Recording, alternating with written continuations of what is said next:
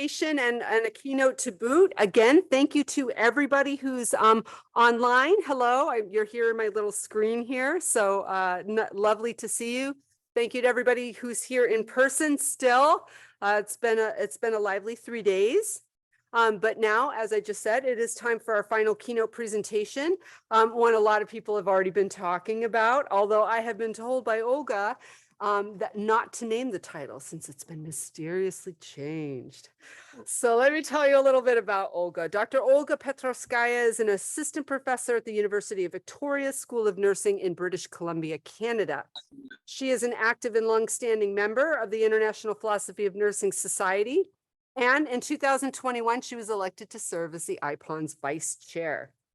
Olga is interested in continental philosophy, especially German critical theory and French post-structuralism, as well as contemporary directions in social theory, for example, practice theory.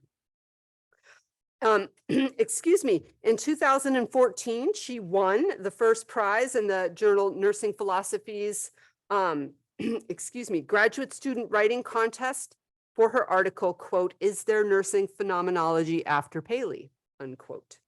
Olga's program of research combines her interest in eHealth and health information and communication technology with her interest in theoretical perspectives attuned to the socio-materiality of healthcare practices.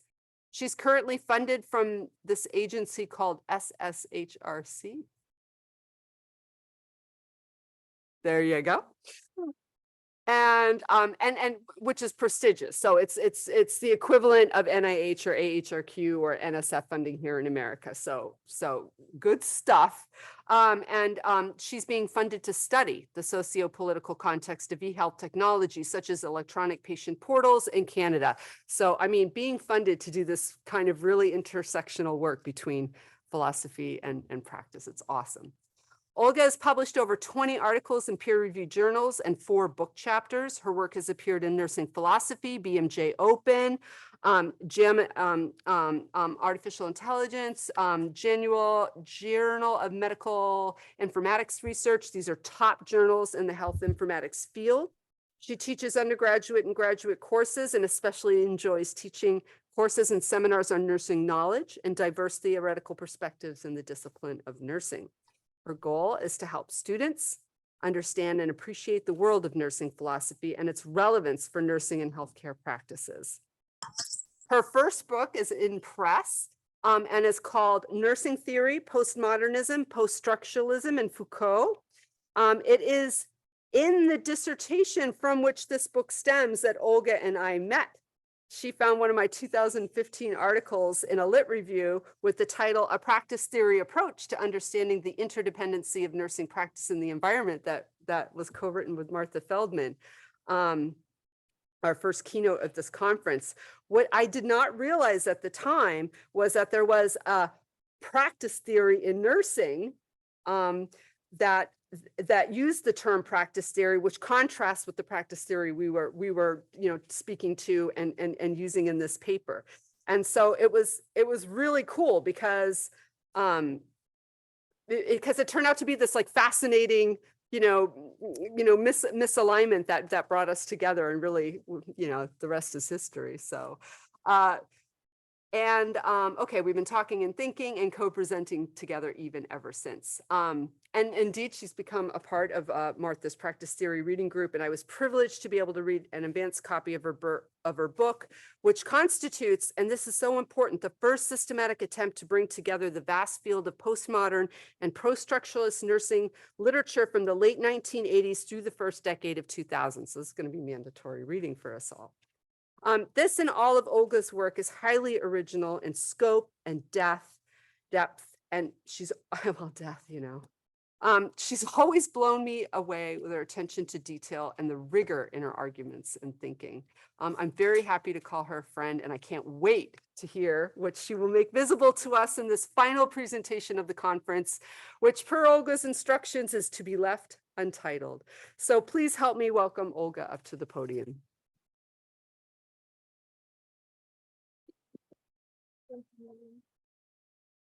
Okay, let me work out a few details here. Very important. Can everyone hear me? Yes, excellent. And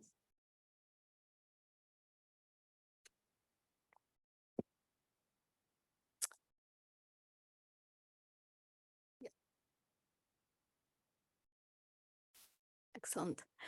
Well, how about little joke? Jesus is on my side. Jesus helped me. What I mean, receptionist at the front desk in the hotel printed this out for me. His name was Jesus. I thought very good start. Okay.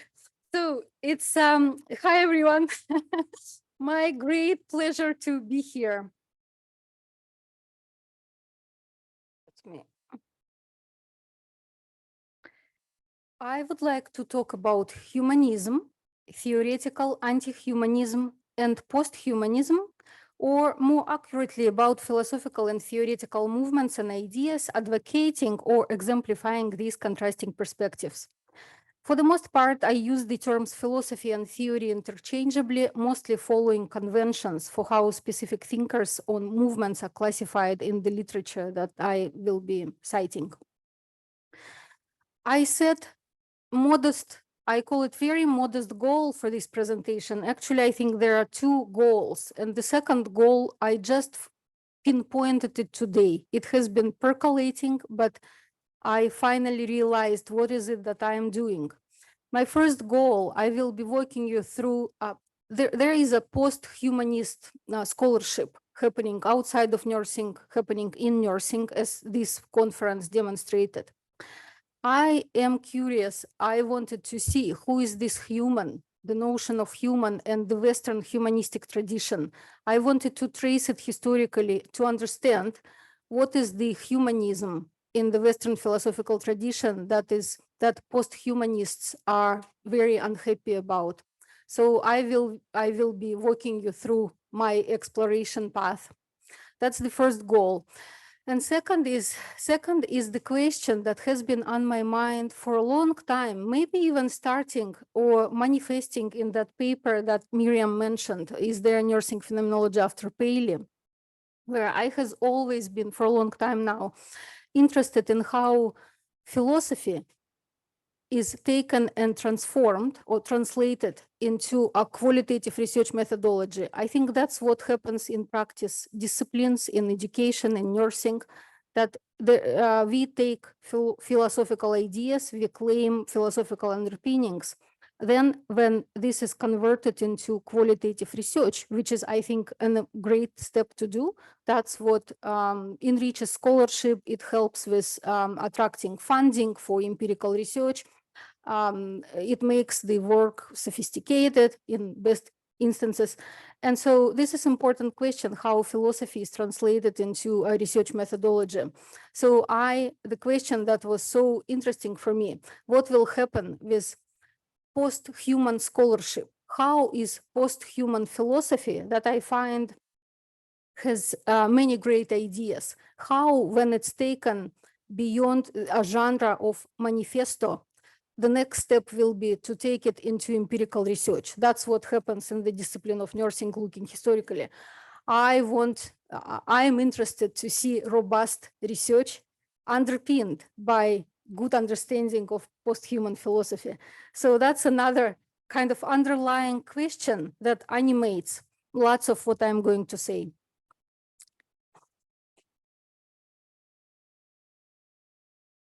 Let me actually go back for a second. Often the term humanism is synonymous with atheism, denoting secular ethics of national humanist associations. In nursing, the term humanism is widely used colloquially in place of other adjectives like kind, caring, humane, or person-centered. The term humanism, then, is often used without any sense of the history of this concept. And yet, in continental philosophy, this concept has an interesting history, including a shift from its centuries-long positive connotation to its more recent disapproval. Western humanistic philosophy has been criticized since at least the 19th century. The 20th century criticisms, most notably in French structural and post-structural theory in the 1960s and 70s, contrasted humanism not with theism, but with theoretical anti-humanism. More recently, humanism has been criticized from a post-humanist perspective. I do not claim a comprehensive overview of either of these movements and not mentioning all the varieties, right? Transhumanism, each of these, lots in the literature, and each of these branches deserves a special, separate investigation. I am going to sketch the typical narrative, a story of the Western humanism, how it has been told within the Western philosophical canon. And there is a reason for approaching my presentation this way, for focusing on the Western humanistic tradition, the way it has been told for a long time. So as I move along, all those omissions, silences, subjugated knowledges, we will be readily seeing how what's there in the story of the Western humanistic tradition and what is not there, because now we are all sensitized to those omissions and subjugated knowledges. So part of what you will see on the slides is driven by that logic to follow the story it has been told for a long time. Indirectly, but inescapably, I also address the conference theme. What has philosophy ever done for nursing? Dozens of philosophers and all philosophical movements I mentioned in my talk have in fact informed nursing scholarship over the last half a century. More subterraneously and powerfully, Western humanism has formed many of us and our lives on a fundamental level in good ways and problematic ways. And so this is one of also my intentions or goals, more hidden goals, is to maybe point toward, help us understand what are these Western humanistic foundations that the current post-humanist theorists find deeply problematic.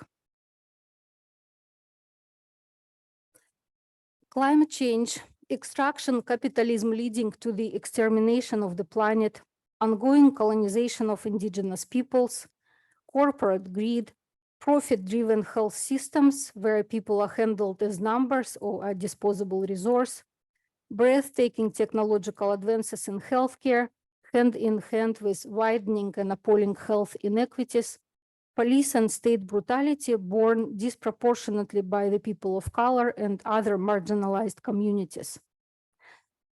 This list is generated not from the dystopian apocalyptic movies or even the news headlines, but from the publications in the nursing philosophy journals.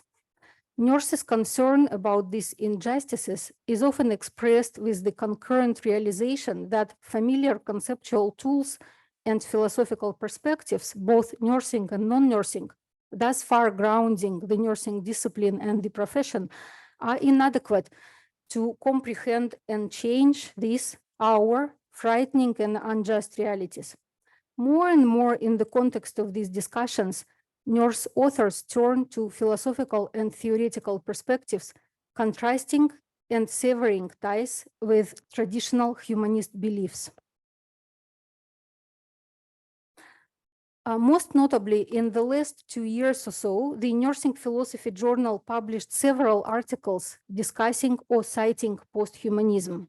Here you can see these publications from Nursing Philosophy and one related paper from Nursing Inquiry. As the reader will glean from these publications, post-humanism is not a single and fully unified perspective, but rather a constellation of theoretical positions with some variations and subtleties specific to the sources cited in nursing articles. For example, Rosie Braidotti is frequently cited. She is a feminist philosopher from Utrecht University in the Netherlands, widely known for advocating post-humanism as a radical criticism of white, patriarchal, cisgendered capitalism. Both Braidotti and nurse authors cite the 20th century French philosopher Gilles Deleuze and Félix Guattari, two concepts from Deleuze and Guattari that influenced nursing scholarship starting as early as 2002 are rhizomes and more recently assemblages. And we heard about these names and these concepts at this conference. Even without delving now into these concepts, they immediately conjure up the image of networks, entanglements, tentacles, formations without the starting point or the end point. Assemblages and rhizomes are presented as offering a potential for reimagining life where the human, however, who is the human in the age of cyborgs, non-human and more than human species can thrive on our planet reimagined away from the corporate extractive economy. In relation to nursing, more specifically, these post-human potentialities are drawn upon by nurse authors to envision and enact equitable nursing practice where humans, more than humans, be those nurses or patients of all genders and sexualities, abilities, races, and ethnicities, are afforded livable lives, to use Judith Butler's phrase. I mentioned cyborgs, cybernetic organisms. This is a famous notion from the 1985 Cyborg Manifesto by an American feminist philosopher, Donna Haraway, whose work also strongly informs nursing writings on posthumanism. Haraway's recent work develops the notion of companion species and forming kinships in the ecosystem she calls the Cthulhu. This ecosystem is in contrast to and a criticism of the human-centered Anthropocene, coterminous over the last 2 centuries with the modern Capitalocene. In addition to Deleuze, Braidotti, and Haraway, the nursing post-human literature also cites Bruno Latour and Anne-Marie Moll, some of the principal scholars within the actor network theory and its offshoot known as after-and. While Latour and Moll do not use the term posthumanism, as far as I know, one of the key and notions that nurses found relevant is flat ontology that puts humans and non-humans on equal footing. Further, Moll's project of ontological politics is noticed by nurses for its potential to unpack the supposedly naturalized reality, perpetuating multiple inequities and injustices supposedly given by the nature of things.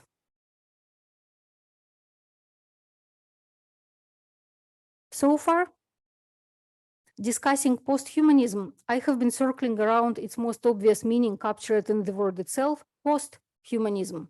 Post can be certainly read as coming after, as temporally succeeding humanism, but as far as I understand it, this is not the most important sense of the term, at least in nurses or critical theorists' usage. What is most important is robust and often radical criticism of the Western philosophical humanist tradition. Perhaps not even a criticism understood as a close engagement with ideas, rather it's a rejection of the whole tradition founding the Western life in the 2500 years of our civilization. As we know, this tradition narrated in founding texts and embodied in the government's economic formations and everyday life. The nursing articles discussing the advantages of posthumanism and or challenges arising from anthropocentrism vary in the degree of their radicality. There is a range from critiquing humanist American nursing theory for its narrow conception of environment to a radical disruption of the concept of human. For example, the latter is expressed in theorizing dementia as a queer way of life. Nurse authors Foth and Liebing claim that dementia can be conceptualized as a radical break not only with gendered roles and embodiments, but with many of the norms that make us recognizable subjects. Conceptualizing dementia in this way turns it into an emancipatory space and not merely a pathology. This was a quote from these authors.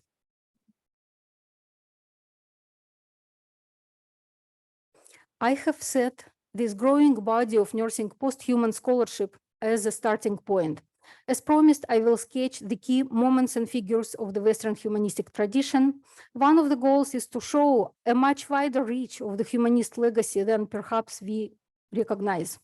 When I turn to a French post-structural theorist well known in nursing, Foucault, and discuss his anti-humanism, my goal will be to tease out lessons for nursing philosophy and research generated from these earlier criticisms of humanism. As we will be reminded, in the Western humanistic tradition, the human is often understood as a free autonomous individual who is the author of typically his experiences Man's superior faculty of reason positions him above all other entities at the top of the hierarchy of life and endows with rights that man's other and other than human do not have. The human is the subject in the world of objects. Concomitant beliefs are a separation of culture from nature, of the social from the material.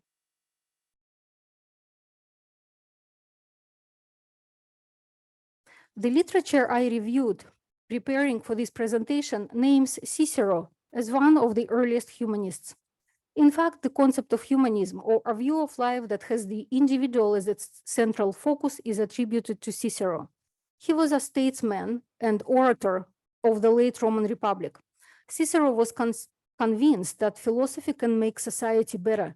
His main works in political philosophy discuss the preferred state, which consists in the traditional structures of the Roman Republic, and laws that will best maintain such a state.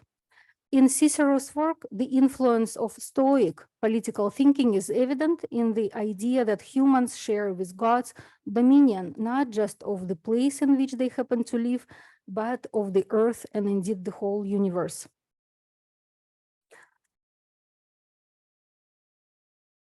What Cicero means here in this quote is that in human nature, that it is in human nature that humans are born for justice.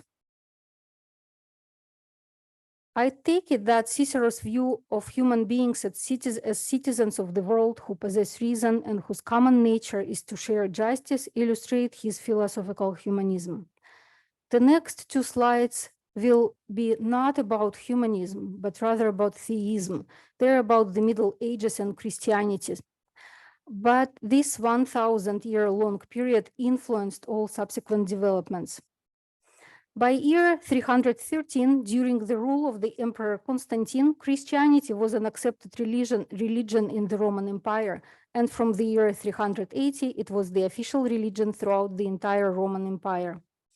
In the 4th century, the Roman Empire crumbled, and in 395, it was divided to a Western Empire and Eastern Empire.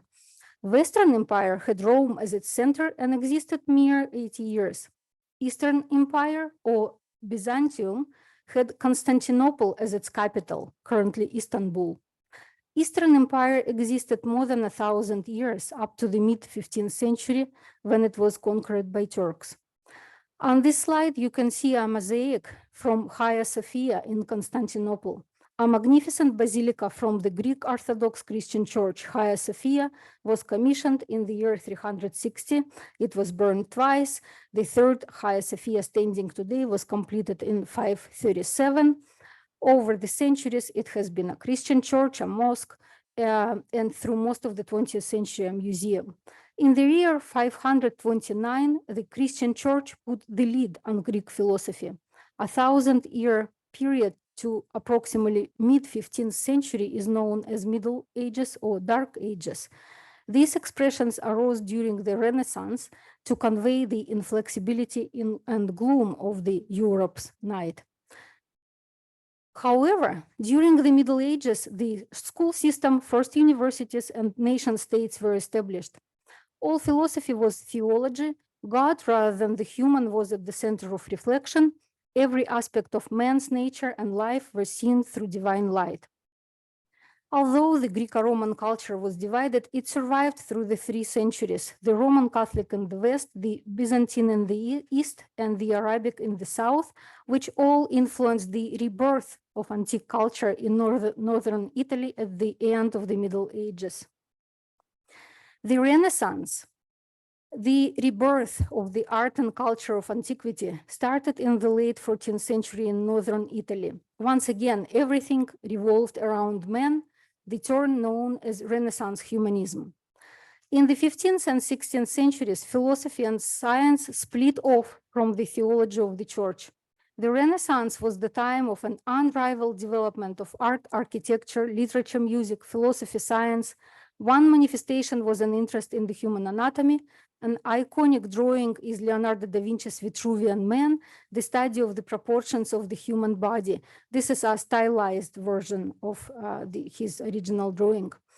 The new inventions, compass, firearms, enabled navigation, European voyages, and discoveries of new lands, and the brutal conquest of America.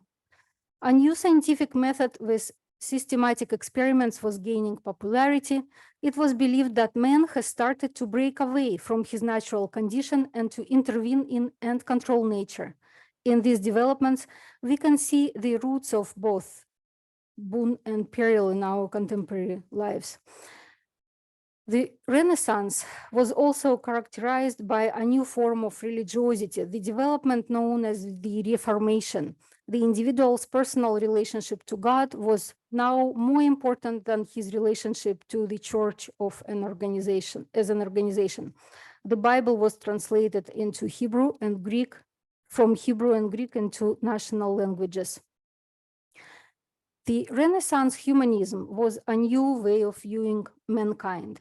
New beliefs in man and his worth contrasted the medieval emphasis on the sinful nature of man. During the medieval period, the point of departure had always been God, but during the Renaissance, the point of departure was man himself. Man was now considered great and valuable. Even depictions of religious scenes like Michelangelo's The Birth of a Man now prominently featured the man, who was often nude with the focus on anatomical details.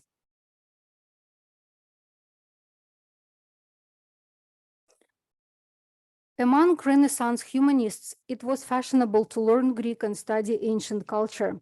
Italian scholars discovered ancient Greek thought, particularly that of Aristotle, through Arabic translations from Africa and Spain. You can see a famous fresco, The School of Athens, by the Italian painter Raphael. It illustrates the rebirth of interest in ancient Greek philosophy, science, and art. The new view of mankind during the Renaissance allowed men to delight in life. This type of humanism was characterized by individualism, a belief that humans are unique individuals. Man was free to develop in all spheres of life, and the possibilities were limitless. The Renaissance humanists behaved as if the whole world had been reawakened and did not necessarily behave in moderation or with restraint. This was different from the humanists of antiquity, who emphasize tranquility, moderation, and restraint.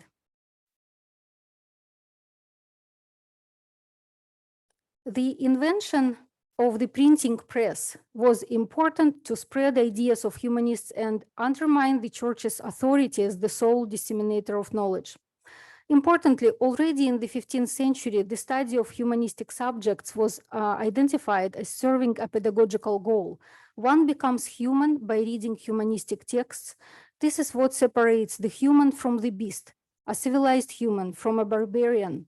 The importance of classical education, of reading Western philosophical canon, starting from ancient Greeks, has been believed up to very recently, according to some commentators, to develop human qualities, humanitas.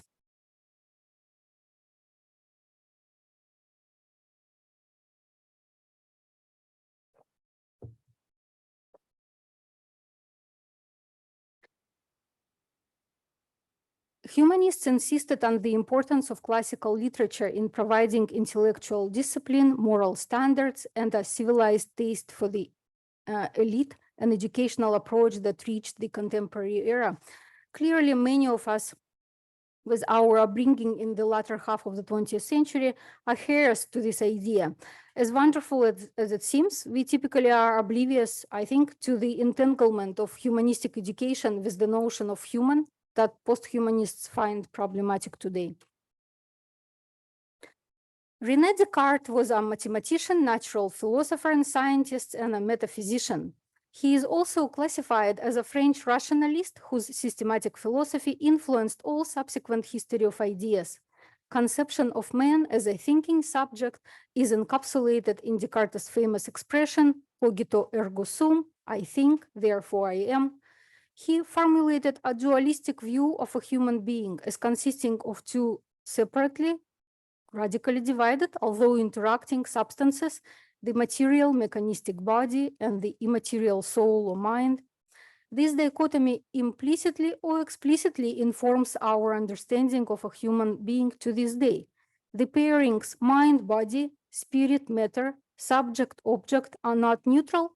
The thinking mind, cogito, ratio take precedence over the material body, and the subject is radically different from the object. Descartes' works have been hugely influential. His view of the mind-body relation has been criticized. Further, what has been taken as Descartes' view of a human being as a rational subject standing over and above the world has been criticized in much of continental philosophy and nursing literature, in particularly in nursing phenomenology. Whether this criticism of the over-rational Cartesian subject represents a misinterpretation of Descartes, as some suggest, this criticism has a prominent place in the 19th and 20th century continental philosophy, and later I will return to this topic. The core of the Enlightenment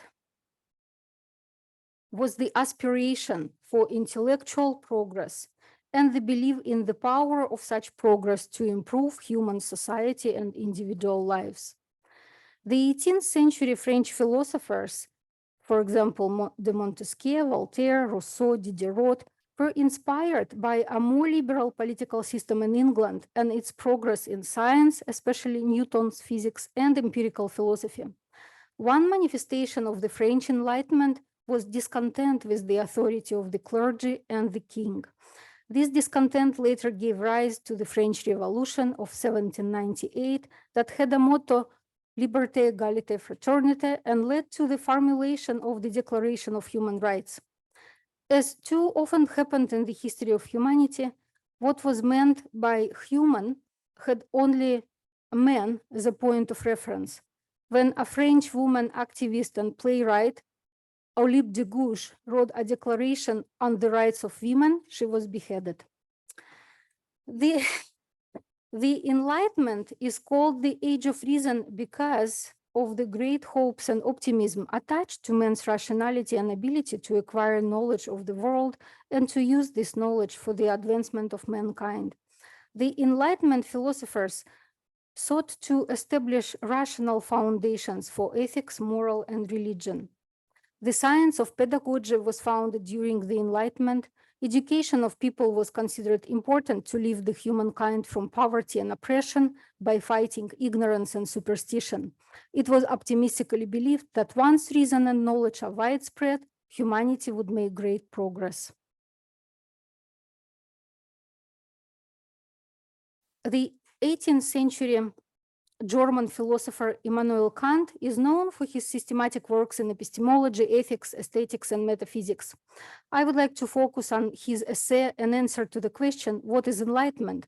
Kant defines enlightenment as humankind's release from its self-incurred immaturity. Immaturity is the inability to use one's own understanding without the guidance of another. Enlightenment is the process of undertaking to think for oneself, to employ and rely on one's own intellectual capacities in determining what to believe and how to act, confidence in humanity's intellectual powers, both to achieve systematic knowledge of nature and to serve as an authoritative guide in practical life. This confidence is accompanied by suspicion or hostility toward other forms or figures of authority, such as tradition, superstition, prejudice, myth.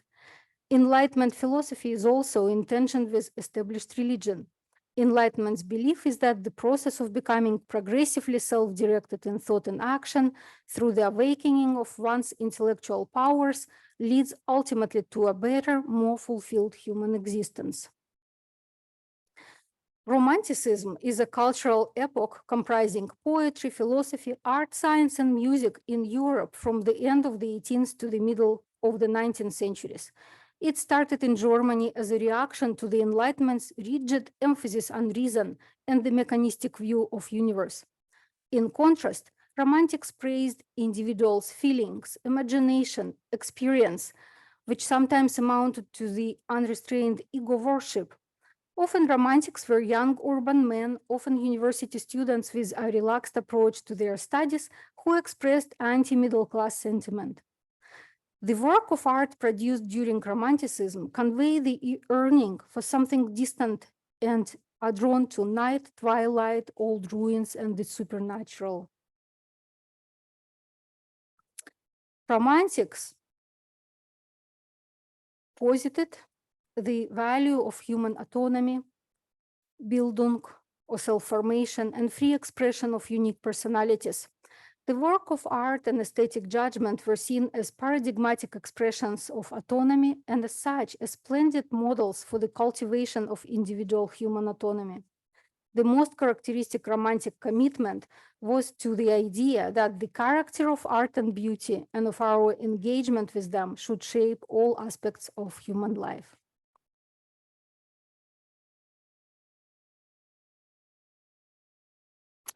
So let's revisit where we have been so far. I started tracing Western humanism from the ancient Rome.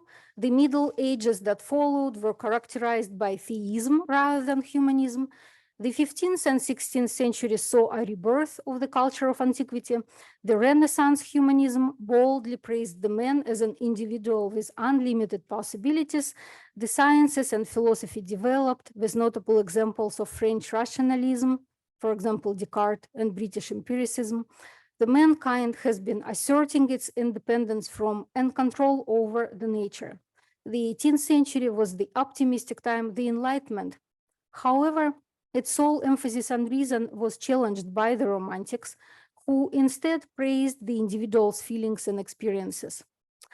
We are in the 19th century now. Kant died at the dawn of the 19th century. His contemporary, another famous German philosopher, Hegel, lived until 1831. He was critical of the Romantic movement.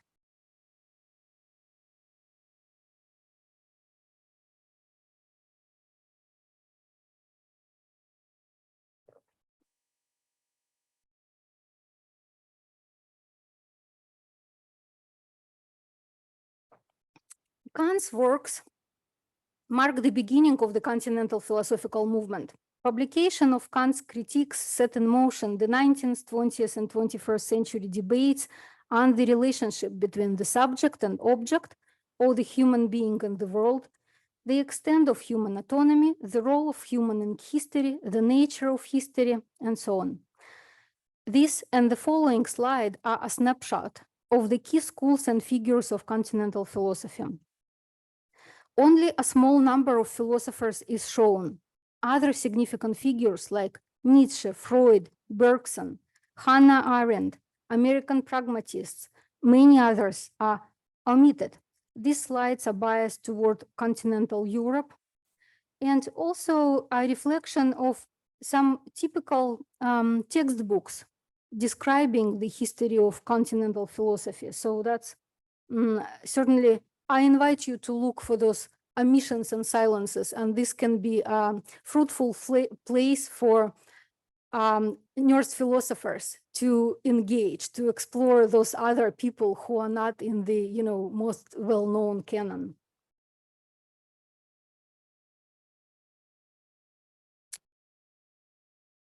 If the previous slide kind of encompasses more humanistic philosophical tradition, here with French structuralism and post-structuralism, that's a radical break in some ways, because it is the centering of the human subject and theoretical anti-humanism that I will be talking about a little bit later.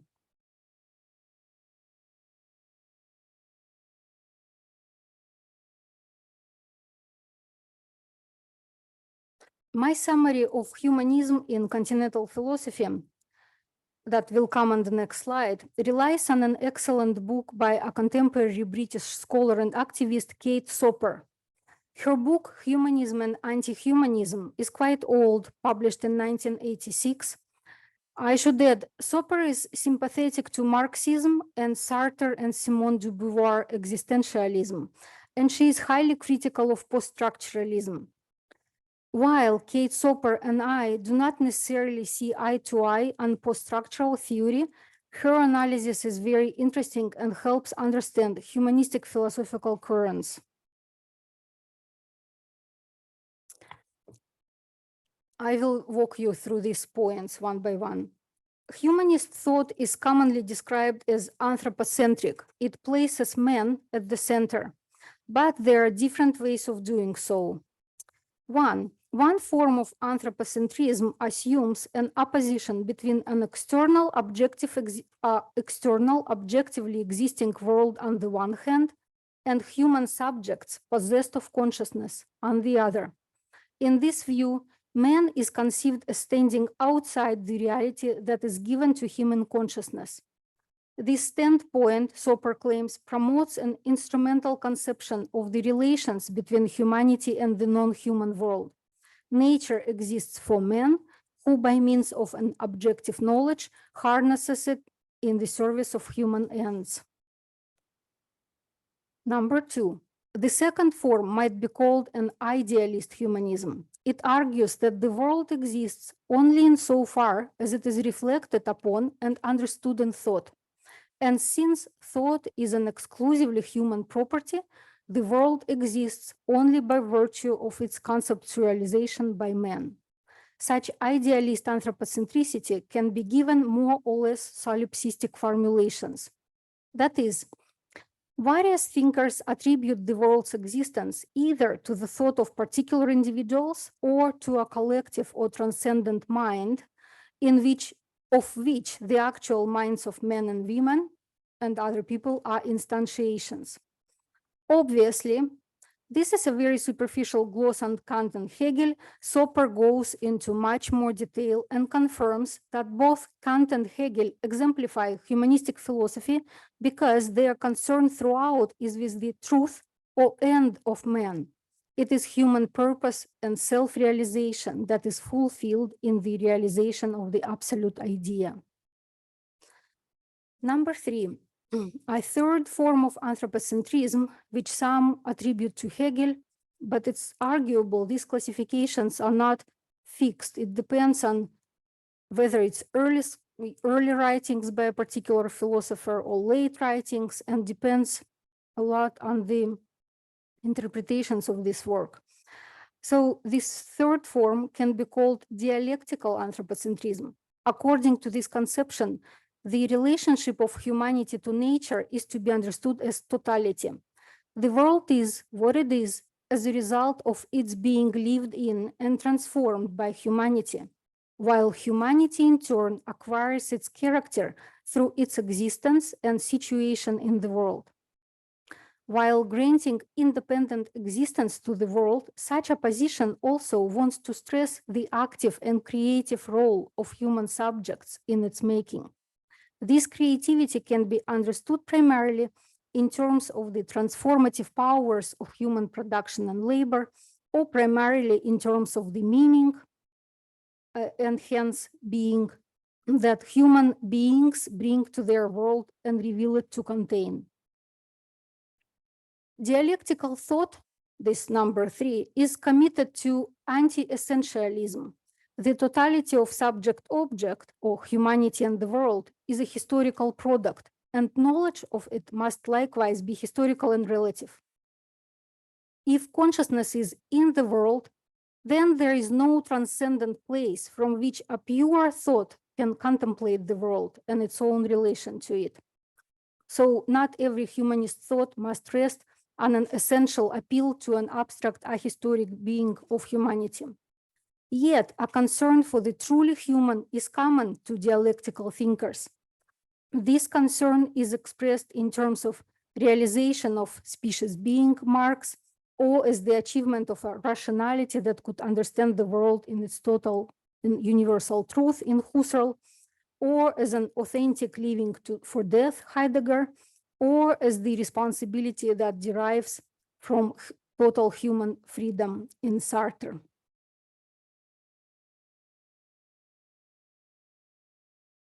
So, humanism presupposes a core humanity or common essential features such as consciousness, agency, choice, responsibility, human value, in terms of which humans can be defined and understood.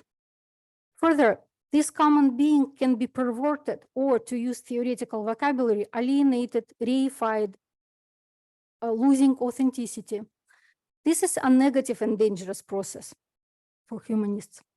Another key idea, humanism takes history to be a product of human thought and action, and as such, history can only be understood through the categories of essential features of a human.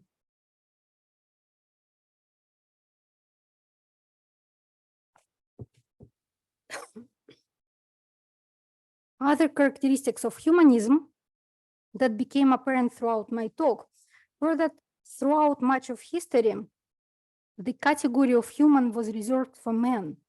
All humanistic thought is based on the dichotomies of humanity, nature, subject, object. The human is radically different from the non-human and superior to it. Soper comments on the imperialism of much classical humanism, which sees nature as an alien in need of civilization.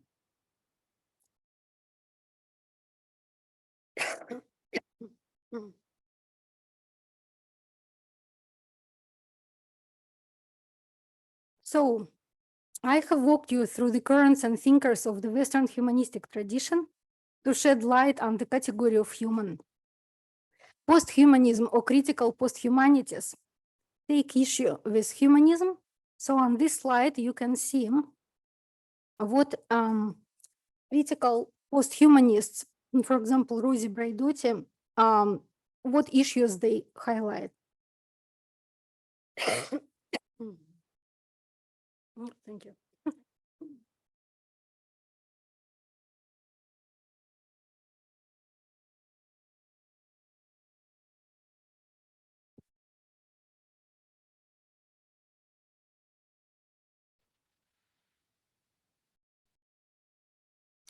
And here we continue showing how Rosi Braidotti describes the post-human. And she says it's our historical condition, which actually we might not think about it this way, but how else can I think about Sally Thorne, who is not in person here, right? It's the vanished body of Sally Thorne, who is nevertheless here through this presence of technology. Or how many people in North America take prescribed or illicit drugs that alter mental states. So is it pure human or is it a hybrid? So that's what, and there are many other examples that I think post-humanists say that any separation of human from non-human, human machine, human nature, these are troublesome differences. And they try to think what else is possible.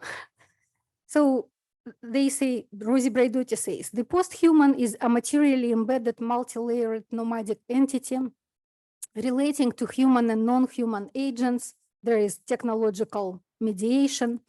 Donna Haraway talks about, in her recent work, the book I showed on one of the earlier slides, companion species. Companion means becoming with, from this Latin compani, together with bread, share bread with the other. And she describes us, our life, as compost.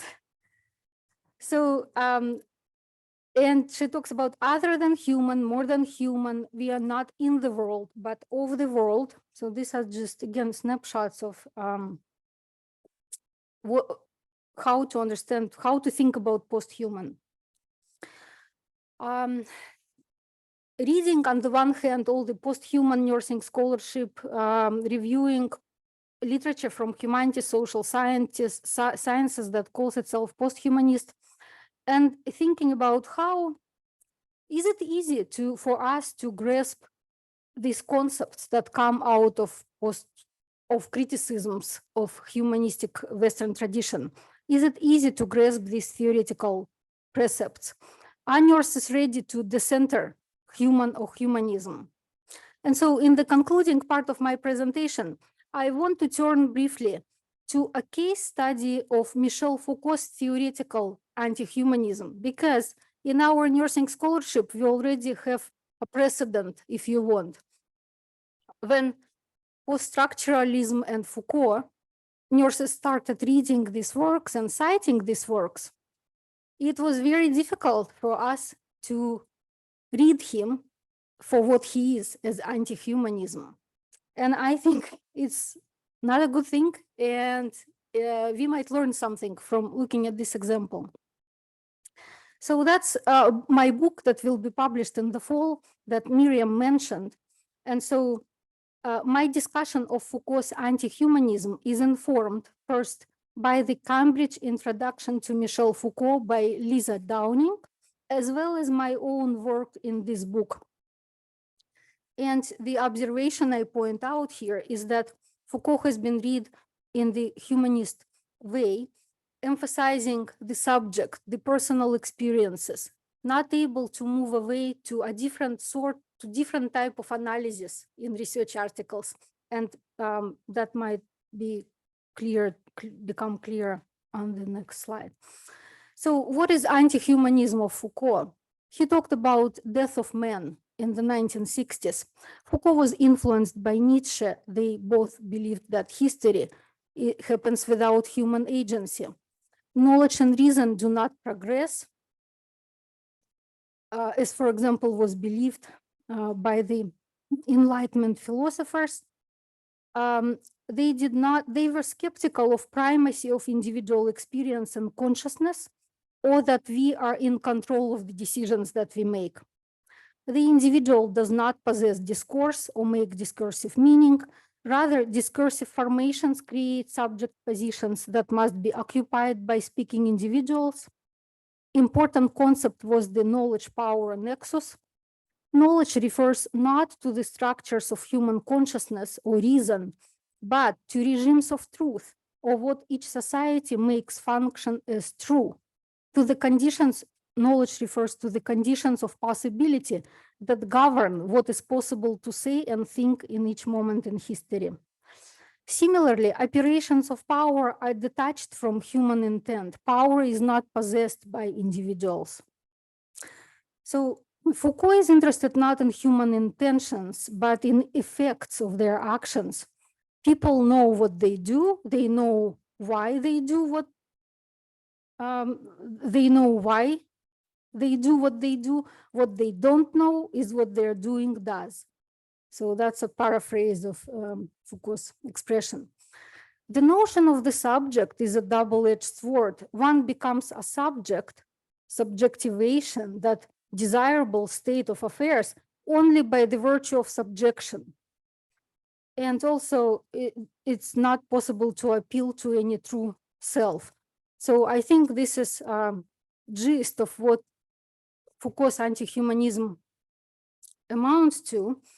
And so it's very difficult in taking philosophical ideas and applying them in qualitative research. It's quite difficult. It has been difficult in nursing literature, for example, in education literature, difficult to decenter the human subject, to step outside of humanistic assumptions. Research talks about subjective meanings still. And so what is it now thinking for those of us who do believe that we live in post-human condition, that we are hybrids, that we want to take, we are of the world, not even in the world, not above the world, of the world. How do we take these philosophical thoughts and then translate them into research? And here I come with a modest suggestion. What has been very helpful for me is to read certain texts from humanities and social sciences, researchers who successfully take philosophical ideas and do empirical research in a sophisticated way where humans appear of the world, where human is the center, the emphasis is on connections. And so several of those ideas that we talked about in the conference, they come alive in these books. These texts have, some of them I read, some I am in the process, and one is on my list to do. But I wanted to share this list with you. I know we are generating these lists, and send anything my way. Obviously, again, shift. It's women, some, women of color. I am curious if you are familiar, empirical work informed in rigorous way by philosophical ideas of post-humanist type. Send it my way. I will be very interested. And I think also to drive this idea further, and we did not plan it that way, but it happened. What I think Keith presented on Bergson is philosophy, right? And we have this genre and it's beautiful. We will always, nursing philosophy circles, will talk about philosophy in that way. But then we want to take these ideas into empirical research, right? For all the reasons that we need to do it. And here we have Martha's example. They were both nodding. They recognize, Keith recognizes Bergson's ideas in Martha's empirical research. And Martha's research is informed by those ideas. So here we have a model of how philosophy of a non-humanist type, where there is no self-identical, human being who, reappears in every moment. It's about something else. And we saw examples of both philosophy and empirical research informed by kind of broadly that type of ideas, let's put it this way. And let me see, I want to acknowledge my reading groups of which I have been part and who greatly helped me to find these texts that I fell in love with and I found so useful. And these are Deborah Levkovich, I think she might be attending on Zoom, and Martha Feldman, Miriam Bender, and others. So on that note, I'm finishing my presentation and thank you very much for your attention.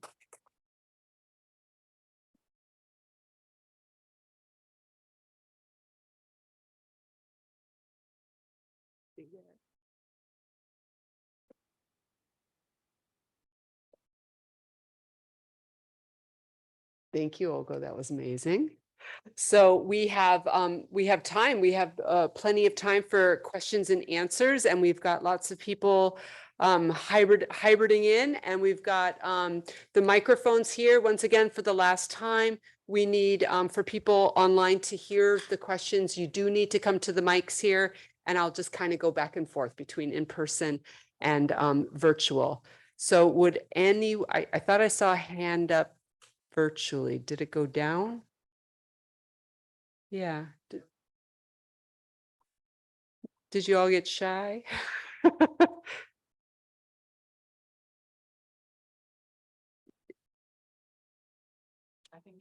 Oh, was it claps? They clip. What I wanted to ask you, and for us interested in ethnographic research, any setting is like research setting. I'm observing myself and everyone else. So I have questions for you. In what way do you feel or not feel that we are living in post-human times? How does post-humanism manifest in nursing practice?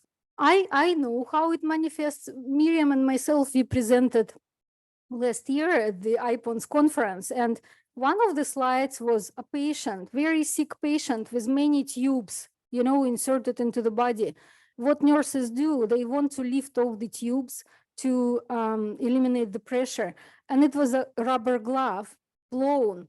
And so it's that shape. Glove is positioned on top of the body in the prone position, and all the tubes are on this between the fingers of that glove. So again, is it art? Is it science? No. Yes and no. And here is how can we miss in our thinking about nursing practice and in our theorizing, how can we miss this crucial glove and only talk about nurses' decision-making as if it's in her head that she, her practice is all rational decision-making. When it's manipulation, it is equally manipulation of physical objects. So that's what, bottom line, if there's one thought you want to take forward, it's this. The glove. We do have a question. Sarah, would you like to ask your question? Yeah, and I apologize for some background noise, so I'll try to make my question quick. I'm interested in your thoughts on the role of, or the place or absence of place for will to power in anti-humanism. And I'm thinking of a lot of the discourse that's happened in my experience over the conference around who makes decisions in nursing practice. Can I thank you for this question? Why did you say will to power? Do you specifically citing Nietzsche with Nietzschean undertones here, or? Yeah, I think that's at the root of it, I suppose, in terms of that word, but then, and also the way that idea has been carried forward from Nietzsche. I would, if possible, I would like to separate my answer to this question from idea of will to power and from Nietzsche. I think I am very interested in Nietzsche, and maybe even I like what he says. I think it's one of those examples when it's very difficult to translate his philosophy to anything we want to, theorize about nursing practice. We might, it's difficult. As I was saying to Martha, he pulls the rug from, under our feet on everything that we consider good and right way of life these days. So Nietzsche is very interesting. I am not sure he can be directly applied, so, but another part of your question, who makes decisions in nursing practice? On that point, I like to follow those works. For example, Siobhan Nelson has been a nurse scholar who influenced my thinking on this, and I agree with her. And Mary Ellen Perkins, who is my mentor, that nursing practice happens in organizations, and it is embedded in socio-material realities and in socio-political context. So even acknowledging this does not happen frequently and openly. And then it's obvious that it's not, nurses should and do make their voice, heard, should be at the tables where decisions are made. To what degree nurses are able to influence? It's a question. It's again a question of creating alliances and being strategic about what one does. But decisions have never been made by, nurses purely. I don't hold this romantic vision that there was, some past where nurses were totally making decisions. Nursing practice has always been embedded in hospitals, right? And what it became was part of that overall socio-political picture. And so post-humanism can be with that dissolution of the subject, but it does not, thank you for this question, because it makes me think, and that's what I want to bring forward, is that often the fear is how come we get rid of subject of humanism. What are we left with? Is there a basis for ethics? Is there a basis for political activism? There is, and Foucault demonstrates it with his own life, his own biography, right? He was politically active in the events of 1968. He was protecting the rights of the inmates. And so it's not, and another philosopher said that it's only within the Aristotelian logic where it's this or that, whether it's humanism and then it's all good, we are in a safe ethical space, or it's anti-humanism and then that's it. We are completely, it's total mess. Only within this logic, we think that if human subject is decentered, then it's, the end of the world, chaos, and so on. So that's what I'll say at this point.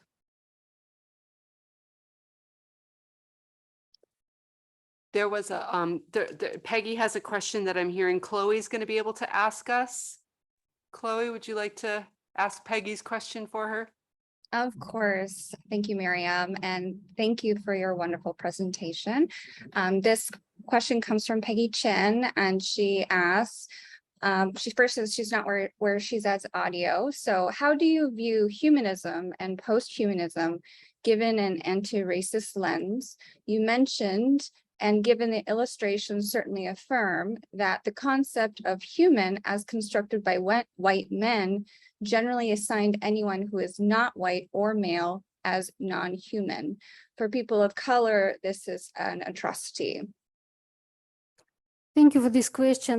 Allows me to reiterate something might not be, what you hope to hear. I would say there are so many different kinds of feminism, and there are so many different authors, including women of color. Only going to their specific work and reading what is it that they mean by feminism against what philosophical current they position their own work, this question can be answered. It's not that's what happens. I think sometimes in nursing we get excited about these big words and we run with them and try to link them to what we already know or heard. I would say, let's look at each of these works and feminist writers, including feminists of color. And what was interesting for me going through the slides, you can see visually what is the philosophical canon, who are the representatives, right? And then the shift to more contemporary, obviously change in gender, in ethnicity, and it's not a complete picture, not complete slides. So the only thing, there are many feminisms, and they all are arguing with each other. So I would like to keep this foregrounded. What is it that they particularly challenge in the ongoing conversation in the philosophy and in the world?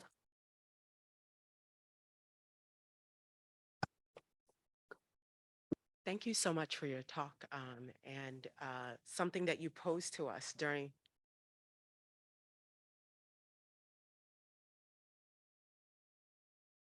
Can you hear me? Yeah. Okay.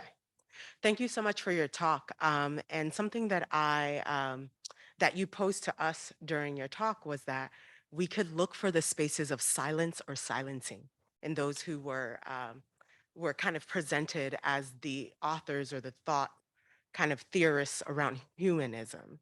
And something that I wanted to point out is someone that I saw was missing in the slide, or silence in the slide, was W.B. Du Bois.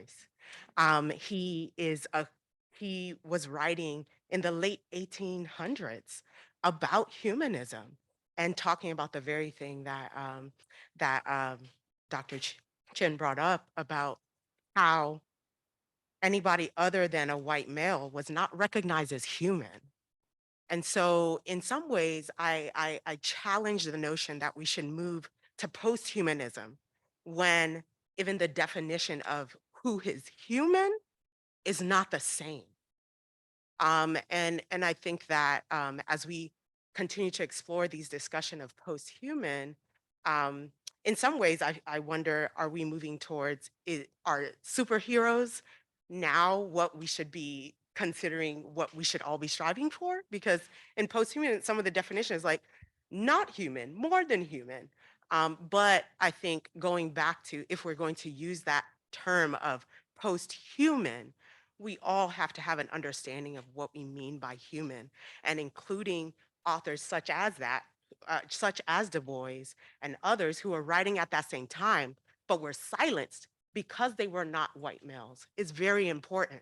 This is not later work that we're talking about here, but much earlier work that informs what we should be considering in the landscape of humanism, and also as we consider our discussion of post-humanism. Thank you. Exactly. Yes.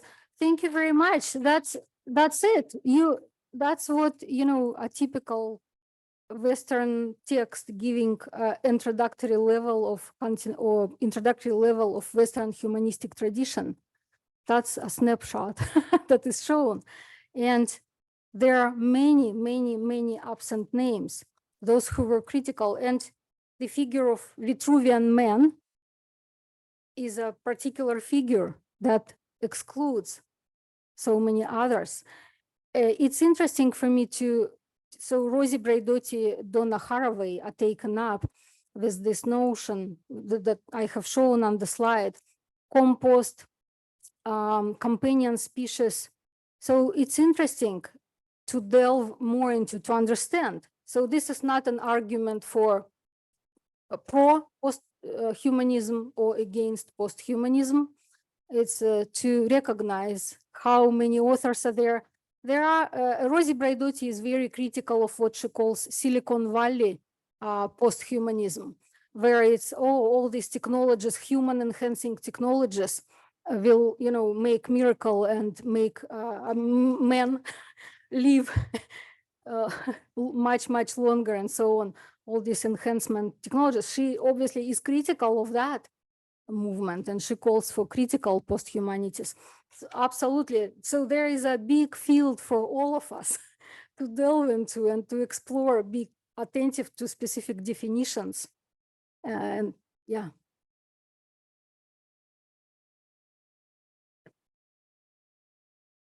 Right. So I'm Tim Kirk from City University in New York. Olga, thanks. That was really valuable in so many ways. And I'm so grateful for your comment, because it's a different version of what I was going to say. So, I did a PhD in continental philosophy, and it looked just like those slides. Right. So we began with Aristotle and then traced a line, dabbled in the Middle Ages, and then read way too much Kant, all the way up into the phenomenologists. And then we took seminars, right? Seminars with people like Levinas and Irigaray and Deleuze, and Zizek, who was, I promise you, no more intelligible in person than he is on the page. And there was no color. And what I would say, yeah, I'm less familiar with the post-humanist work that you've done, but one of the things we can do if we really want to think about developing new ways of translation, just stop teaching that as the history of philosophy. It's just a false history, right?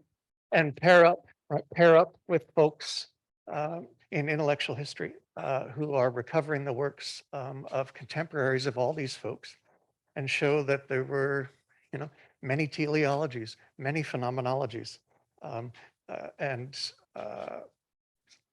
stop teaching history as if it were just a straight line between these select figures.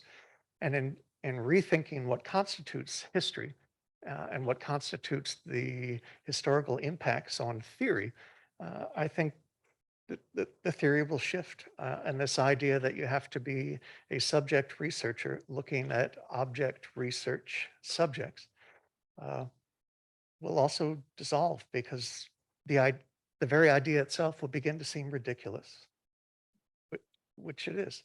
Mhm. Thank you very much for this comment. I want to lay on the table these two comments that's a struggle, that's a thinking in progress, that's something that is unresolved, that might remain for a long time, big challenge, how to live with all this. So these books that you mentioned, the books that I cite here, they all say, this great humanistic project of education, that this idea in establishing education, lifting everyone from poverty, education is the great idea of the Enlightenment in particular. So we are the product of these ideas, this idea too. So that education can look in a different way, and yet we are consider this a valuable idea still. So it has roots, whether how much, to what degree you sever or you are able to do that part, sever that past. That part I don't know, it's a thought to contemplate. And another, I will share my observation, and I'm curious if you, so what I have done in my teaching, let's say, master's theory philosophy course, is that we read some of these works to show, okay, here's what humanism, Western humanism has been. And here is then contrasting it with current texts from authors who are very different from that canon, and presents writings and books that present very different ideas. What I noticed reading some indigenous, and indigenous is not non-Western philosophical assumptions, right? It's very different from Western humanism. What I noticed, some indigenous scholars, they emulate, when they talk about theory of philosophy, they write in the style how Western academy is used to writing theory, and they insert their myths, right? The raven or something else, the creation of the world, in the same structure, narrative structure of text, how we in the Western academy used to see theory being described or presented. So that's another challenge that I'm putting it on the table for everyone to, for me, it's a question. What is it? And we can kind of talk and think about it more. But yeah, whether you can stop teaching is an interesting idea. Yes. Or well, that's a conversation for much larger conversation. Chloe, would you like to ask your question? Yes, thank you so much. And I think my question sort of segues into the conversation that's happening right now. So I love the focus on the continental philosophy, and I think post-humanism and humanism in general is very fascinating. One of the things I struggle with is, and this is maybe my naivete where I don't understand the background, is there any influences within post-humanism or humanism within the realm of Eastern philosophy, specifically when we're looking at philosophies such as the Vedas or like Sankhya philosophy that has this idea of universal consciousness, looking at our connections with each other. So I'm just curious if that comes up in any of those scholars' works, as since we've been focusing sort of on the Western lens. You know, in this one particular book that I read, there are some parallels that the author says here is what that absence of self, no self, right? A Western perspective is compared to that this idea actually appeared in one of the Eastern philosophies long time ago, the notion of no self. So some authors absolutely recognize it. And in nursing, it's great that we see diversity. So yes, there is acknowledgement, there is more acknowledgement nowadays, especially in some parts of the world. I'm not sure how fruitful is it. Maybe it is to link to, I would put side by side. And for me, it will be interesting to see both. That's how it was, you know, in Western humanistic tradition. That's the narration. That's the story of Western humanistic tradition. And on a, you know, side by side, here's the Eastern philosophy. What is it that was different? But again, when it is translated into nursing research, in nursing research, the predominant mode of data collection is interviews, right? Semi-structured interviews. And then the analysis is presented in such a way as if the nurse is the subject generating this narrative and so on. There is no attention to links, interconnections, to the socio-materialities of practice. And so then all the ideas come from nurse's mind. Even if we front load our paper with Eastern philosophical, you know, narrative that there is no self, the analysis in the paper does not connect, right? The analysis in the paper does not show that. So that's what I want to say on this point. Thank you for your question, Chloe. Thank you, Chloe. Mark? Thank you, Olga. That was really interesting. And I'm very sympathetic to the kind of work that you're doing. And I want to pick up on something you just mentioned, is that as the ramifications of post-humanist thought for thinking about qualitative methodology, I think they're actually, in my view, in my thinking about them, they seem really radical. In fact, probably making qualitative research almost unrecognizable as from the perspective of the folks who do it, especially in nursing, but also in lots of allied disciplines. So I just wanted to explore how radical do you want to be, right? So if we reject subjectivity and the idea of sort of self-transparency that goes along with Enlightenment ideas of the self, then the idea that you might ask people, even do interviews at all, right, seems to go, which qualitative research in nursing is particularly focused on, in the health sciences more generally as well, as opposed to participant observation or even non-participant observation, or say even kinds of ethnographic experimental methods that don't involve talking to people, because that seems to be the humanistic assumption coming right in there. Where on that kind of continuum of things are you thinking of yourself? Thank you very much, Mark. That's an excellent question. Helps me to elaborate on that point. Yes. So I am situated in Canada, where it is extremely difficult to do ethnographic research. So there are multiple reasons for that. I think for PhD students, it still might be possible if a PhD student finds access to the site. It's extremely, for ethics reason, I think North America is notorious for ethics saying no to ethnographic research in vulnerable sites. It's still possible, has been difficult in my personal experience. Then faculty members realistically do not have time to do, in nursing faculty members, to do ethnographic observations. And I just had this conversation with Martha. What is this ethnographically oriented interview? She suggested reading Spradley book, old book, but if we read it not with the sensitivities of 1976, we put aside those unique positivistic or some, we read it for what can we take useful about types of interviews that will get us to links, events, what people do, how people manipulate objects. If we get to that type of material, that might be interesting. Obviously, I think there will be genre of manifesto, people writing articles. It's exciting, you know, you read Haraway, you get all, you know, wired. And so the presentation we saw yesterday in the Jess moderated, it was a performance.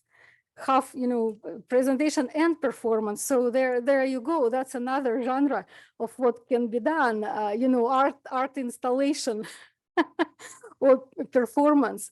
That's probably, I think, very fitting with the post-humanist tradition in terms of what research methods are possible. Observation, ethnographic observations is great methodology. I'm just not sure realistically how much in nursing that can happen, speaking from my Canadian experience. Yeah, it strikes me as you're talking that, you know, the idea of interviews being central to qualitative research is a very recent idea in the social sciences. And in fact, the social scientists don't do that as much as it is done in nursing. So maybe looking at the earlier 20th century methodological stuff coming out of anthropology, where they're not focused on interviews. I don't know, it might be a place to look for some models here. I'd love to talk about it. Or looking at those books, starting with those books, you know, like 4 or 5 that I showed on one of the slides. Even, you know, here we get, I don't know which way. No, maybe it's already disconnected. So those books give us an idea of what's possible. Absolutely, yeah. Thank you, Mark. Bev, would you like to ask your question? Oh, you're muted.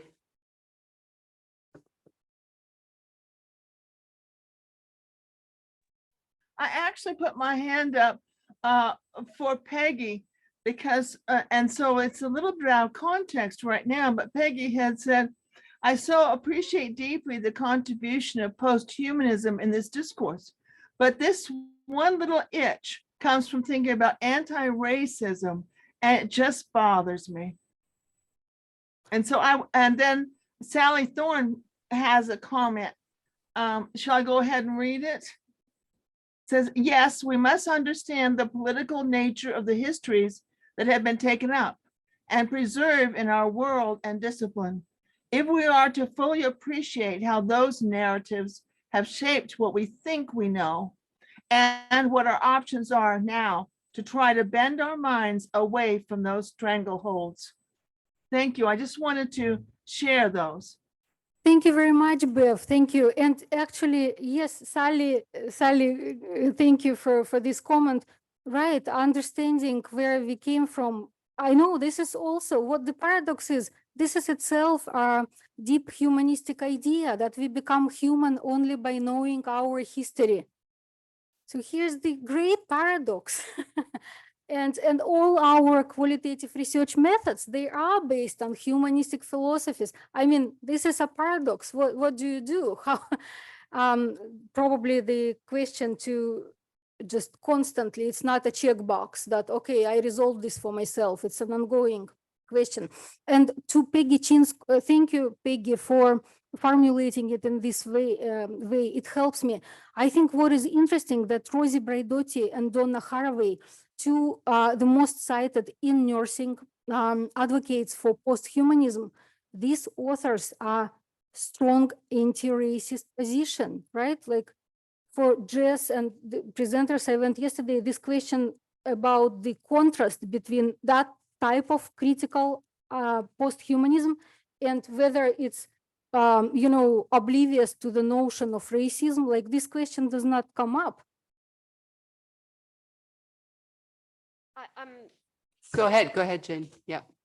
Thank you. And I think that my comments might circle back to Peggy's as well. I think that I was having a physical reaction to watching the history of humanism and just seeing that, which was my experience in my philosophy class as well at Boston College. And I think we have to understand and ask who is missing in that history? Because as we know, philosophy and theory are not, they don't jump forth from ether. They are politically situated. So all of those people that were privileged to be philosophizing, there was colonialism happening, genocide across the world. So thinking, as you pointed out, who is missing in that? And I think there's people here who are making curriculum in the fall to start teaching in a week. You know, picking up on Favorit's talk, let's put Said, Fanon, Freire, Sylvia Wynter, Du Bois, Vine Deloria Jr., all these philosophers who are philosophers, even if it doesn't fit the definition of continental philosophy. Mm-hmm. And I Yes. think, you know, pointing to the anti-racism and post-humanism, our group, and you can imagine this, we were like, text ideas, you know, have to clarify this. I think the anti-racism is a core foundation. And we say that we are critically post-human because we understand that these thoughts are not new. They come from indigenous cultural practices that have been happening for centuries, and we're trying to reinvent them for where we are now. And I think in 2022, we can't keep teaching that history of philosophy. And also thinking about post-human, and it helps me to understand when we say more than human, are we talking about superheroes? I mean, that's a utopian vision, right? Like maybe we could all hope that we could move into true anti-racist praxis. However, we have to understand when we say more than human, we're thinking about nature and technology, but understanding also that these racist structures are embedded in technology. And we have to think about the work of like Ruha Benjamin and Dr. Walker, who's talking about that currently. Thank you. Thank you very much, Jane. Can I pick up on one point, and that links to Keith's introduction on Bergson. And this also comes from actor network theory. Technology, so there is no subject and object, they do not pre-exist. So we cannot talk about technology as being something positive always, you know, it will lead us to a great progress. Once it is used, we will know the effect. It will become, you know, the subject and the object are the effects of the interactions in the network, not the starting point. So even within the philosophical assumptions of these contemporary philosophical movements, if we read them carefully, there are already some, you know, protections from making assumptions that something is inherently good, like technology, for example. I think we have time for one more question. So why don't we give that to Sammy?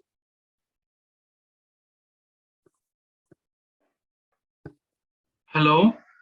Thank you, Dr. Olga, for sharing your presentation. It's very interesting. Just I want to say that I'm doing a PhD in nursing about it's an ethnography, a critical ethnography about the LGBT Q plus older adults and how they resist to the heterosis normativity of nursing care.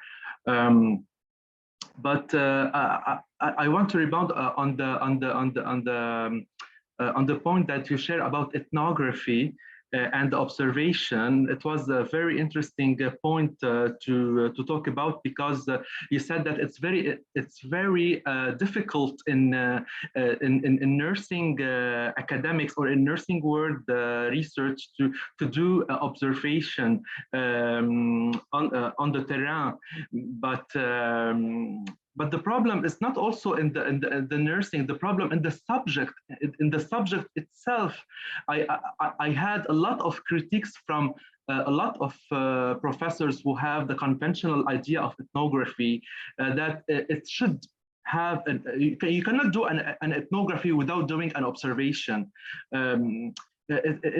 It's very hard. It's very hard just to say that I want to share an idea that there is some subject in research we cannot do observation. I cannot do an observation to see how people resist to a culture and a care. It's like by, for example, documenting like videos, documenting films, movies, or by interviews or terrain notes, but not just. I want to share this idea to have like to share awareness about that. Ethnography also, we can do it without observation.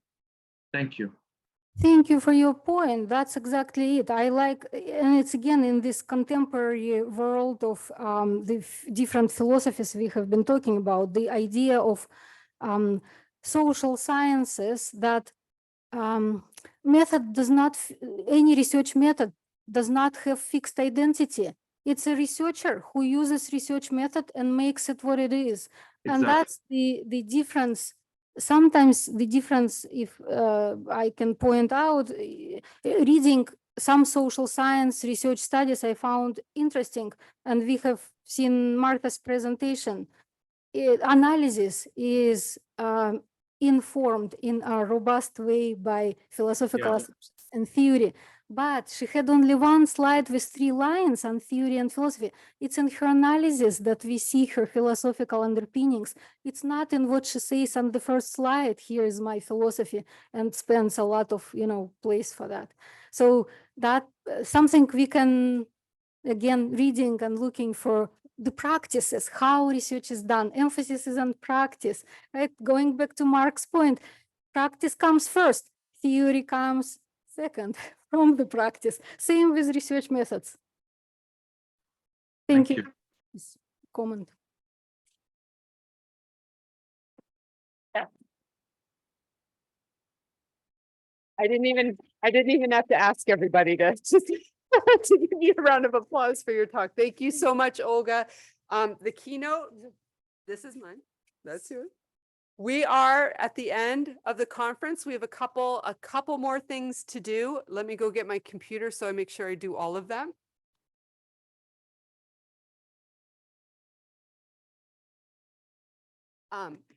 John, if we could perhaps highlight Agnes and Darlene. And while he's doing that,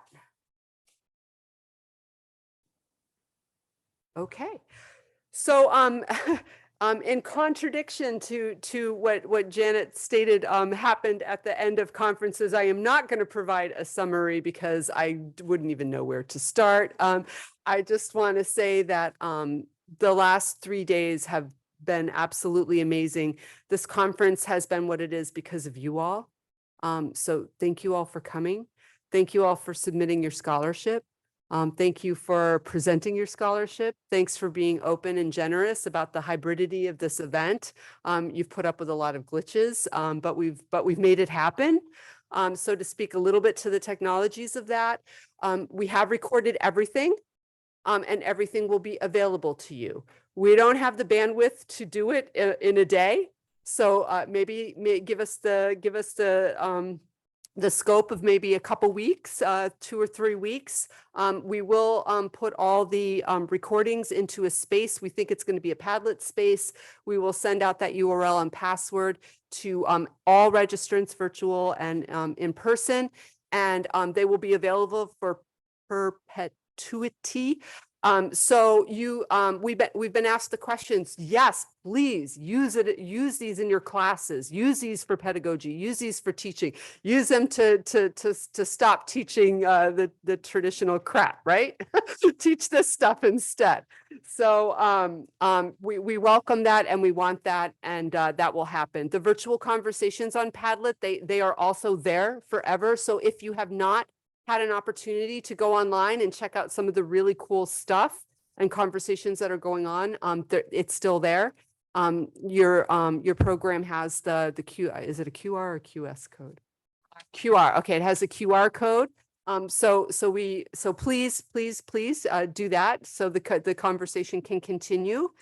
How else can the conversation continue? The call will be open next month in the journal Nursing Philosophy. We are going to open up the call for the special issue. Always, every year, Nursing Philosophy has a special issue on abstracts transformed into manuscripts stemming from this conference, people that had their abstracts presented. So if you came, if you gave a talk, and you want us to be using it to teach the new, please write it out and submit it, and we would love to consider it for publication. I believe the call is from September 1 to January 1.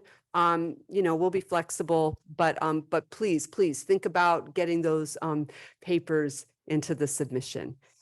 And that's most of the homework. I've once again thanked you so much. I really do not have a neurotransmitter left. So I have nothing else to say or could have anything else to say except for thank you, Martha. Thank you, Olga. Thank you, Keith. Thank you, Jess. Thank you, Lucinda. Thank you, everybody who was here.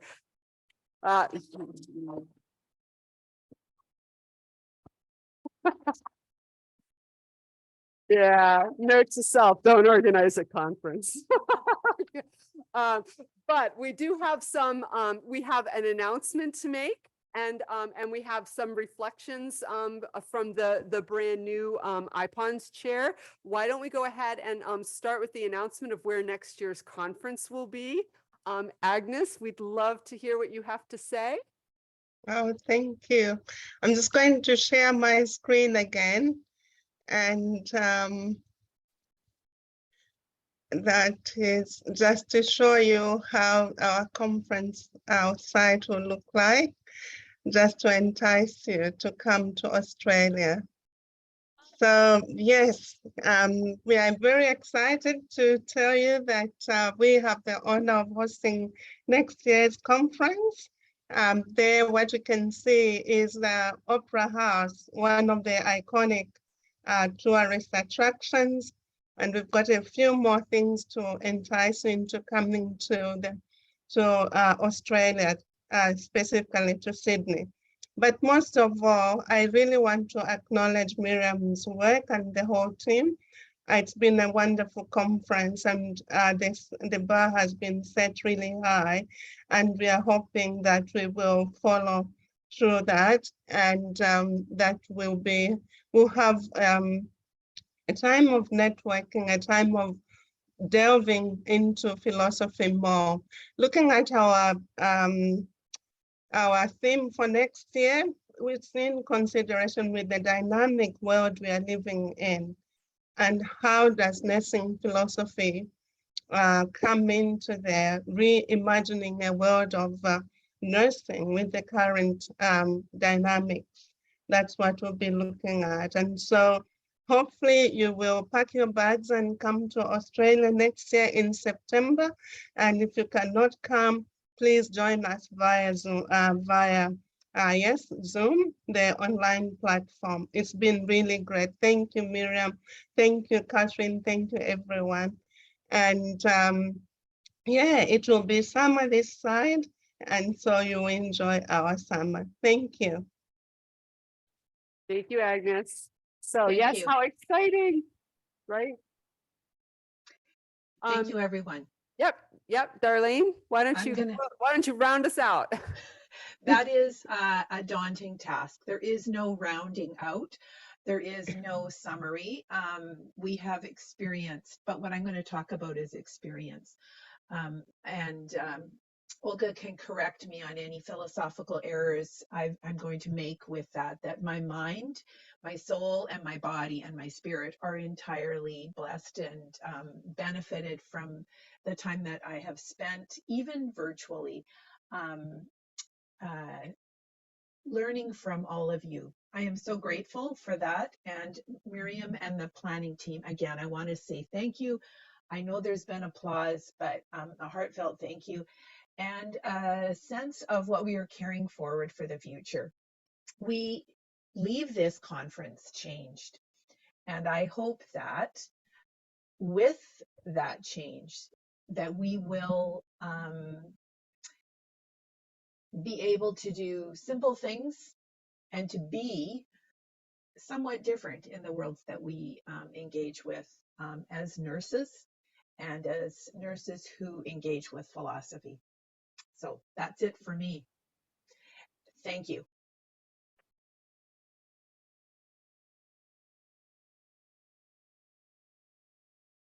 Thank you, Darlene. A round of applause to all the people who sat on their butts in front of a computer for 3 days.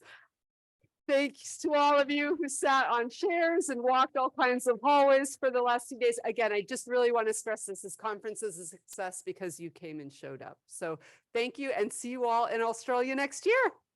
Ciao.